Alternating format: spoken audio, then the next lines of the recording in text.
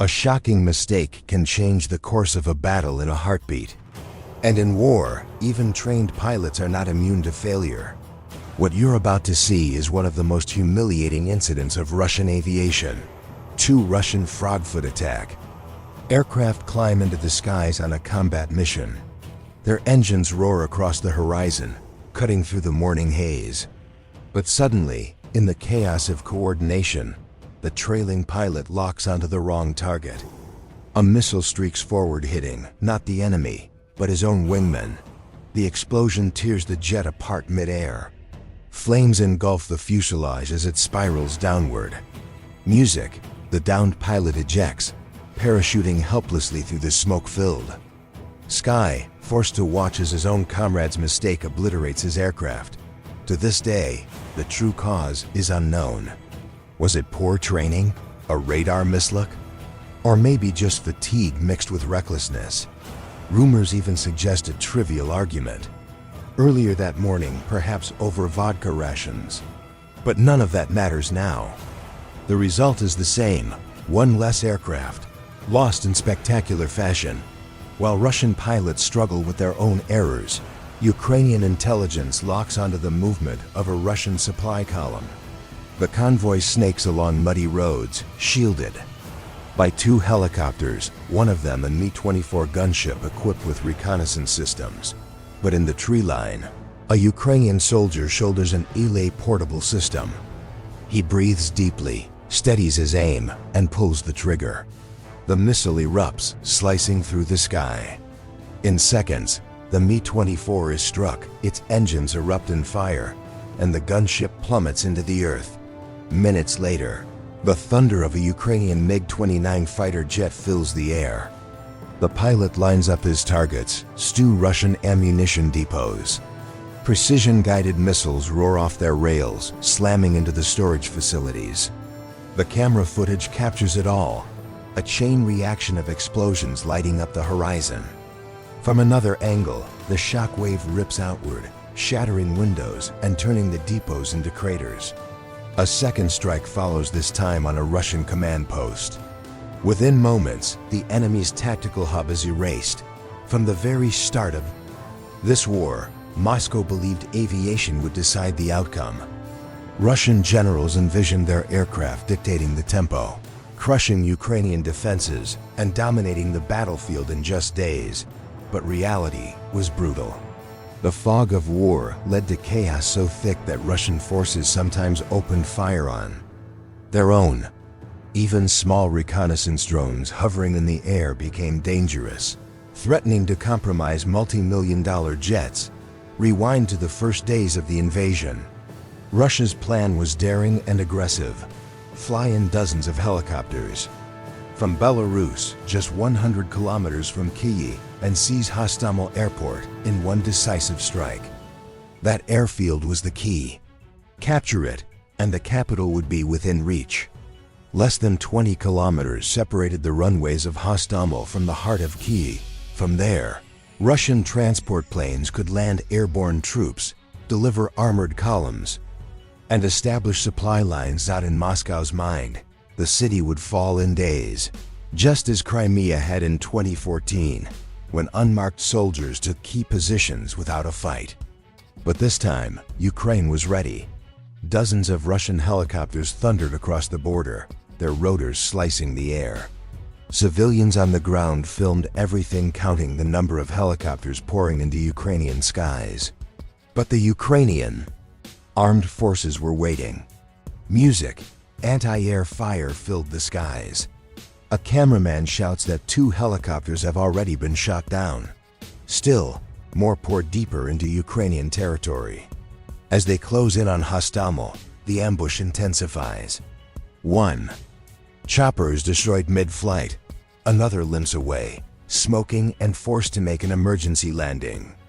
Civilians later film this very helicopter as it crashes in a field. The pilot struggling but holding his composure. But this wasn't an ordinary mission. Russia had deployed its elite airborne units, their best-trained troops tasked with seizing Hostomel.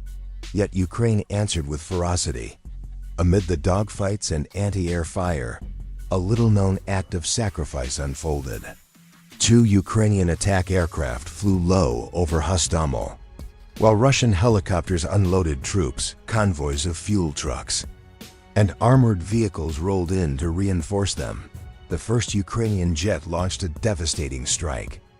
A missile found its mark, setting off a massive detonation that engulfed fuel and munitions in a chain of fireballs.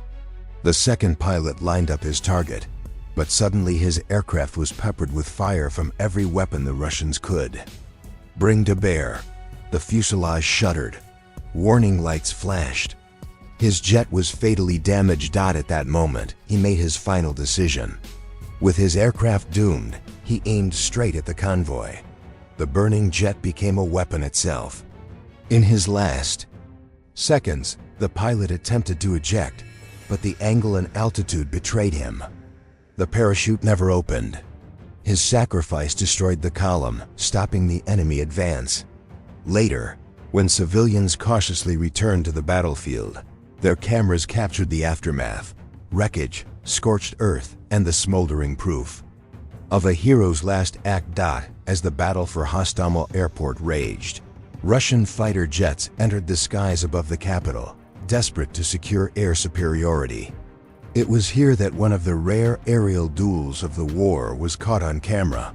A Ukrainian fighter pilot locked onto a Russian aircraft maneuvering to escape. The Russian twisted and turned, pouring on speed, but the Ukrainian pressed harder, cutting across the sky with precision. On the ground, civilians tilted their phones upward, tracking the deadly dance above.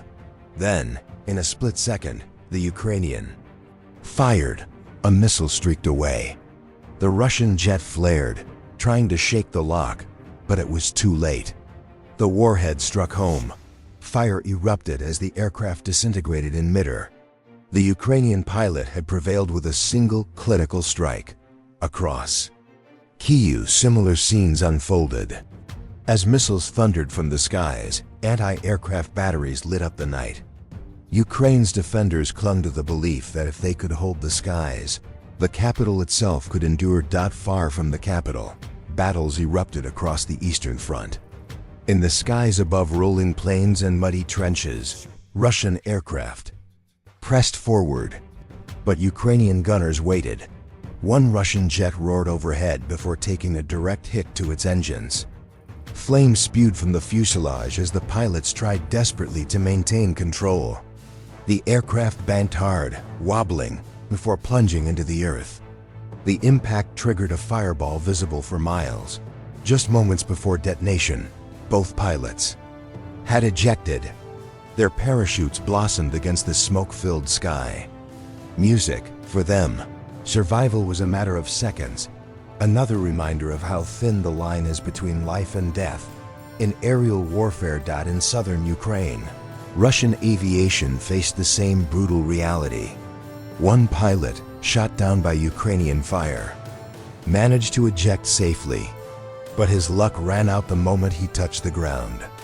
Ukrainian soldiers surrounded him, weapons raised. In a brief field interrogation, a voice demanded, "Where are you from?"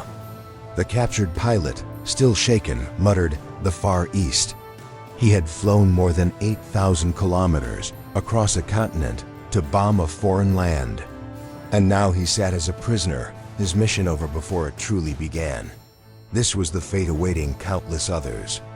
Russia's belief in overwhelming numbers was already unraveling. During the invasion's early stages, helicopters were Russia's lifeline. They ferried infantry, evacuated wounded, and supplied forward units. But by spring, even these operations turned into deadly gambles. One mission stands out. A Russian helicopter swooped low to extract a stranded infantry group. The troops, exhausted and desperate, waved frantically as the rotorcraft approached. But just as the evacuation began, a Ukrainian drone operator locked onto the scene. A strike detonated near the landing zone. The helicopter's pilot panicked, yanking the controls. Without hesitation, he turned tail and fled, leaving the infantry stranded on the ground. Confused, abandoned, and leaderless, The Russian soldiers scattered into the tree line, but Ukraine didn't just disrupt flights. Stinger operators across the country began systematically hunting helicopters. For them, each target was both a prize and a payback. Nobody knows how many helicopters Russia lost before its commanders finally grasped the scale of the threat. Despite their mounting losses, Russia still wielded a powerful card: its sheer aviation scale. Nowhere was this clearer than in the siege of Mariupol. Russian combat sorties escalated to nearly 40 per day. They dropped bombs of every caliber and type, high explosives, bunker busters, and particularly the monstrous FAB bombs, carrying 1,500 kilograms of explosives. The target, Azovstal steel plant, one of the largest industrial fortresses in Europe. Each detonation shook the earth like an earthquake. Entire sections of the plant collapsed under the bombardment. In the surrounding city, block after block vanished. Civilian homes, schools, hospitals, nothing was spared. Kilometer after kilometer, Mariupol was leveled. This was Russia's answer to resistance: erasure. Indiscriminate, relentless destruction. But while Russia relied on brute force, Ukrainian aviation adopted a different approach. Pilots flew fewer sorties, but each mission carried devastating impact. Using GBU-62 precision bombs, Ukrainian aircraft struck fortified trenches, command centers, and strongpoints from a safe distance. These strikes weren't random. They were surgical, eliminating targets that directly shaped the battlefield. Drone reconnaissance guided the attacks. One UAV spotted a Russian operator team in hiding. Within minutes, Ukrainian jets annihilated the position. Another mission focused on a bridge near Kherson, a vital artery for Russian logistics. Every bombing run required meticulous planning. The bridge was small, but the risks were immense. Pilots had to fly low, avoiding radar, and time their runs with near perfection.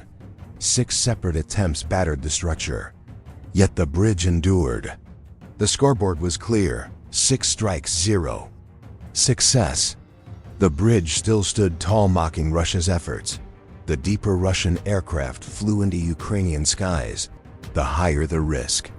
Venturing too far from their own borders stretched supply lines, drained fuel, and exposed pilots to ambush. Again and again, they made the same mistake. But for Ukraine, each intrusion was an opportunity.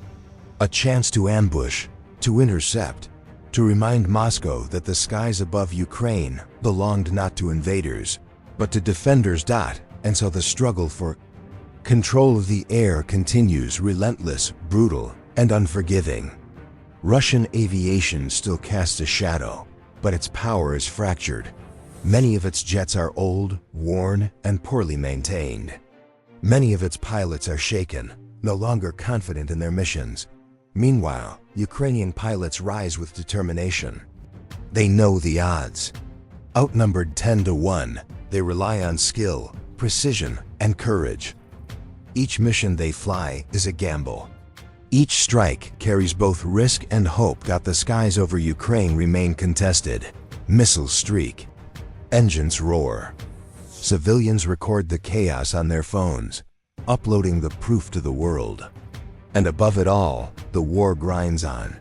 This is not just a battle of machines. It is a battle of willpower, sacrifice, and survival. Every explosion tells a story of loss and defiance. Every downed aircraft leaves behind a trail of questions, and a reminder that nothing in this war is certain. The fight for Ukraine's skies is far from over. And as the war enters its next chapter, one truth becomes clear. The outcome of the air war may decide the fate of the ground below. This is not over. Subscribe, stay alert, and witness the story of a war where every flight could be the last.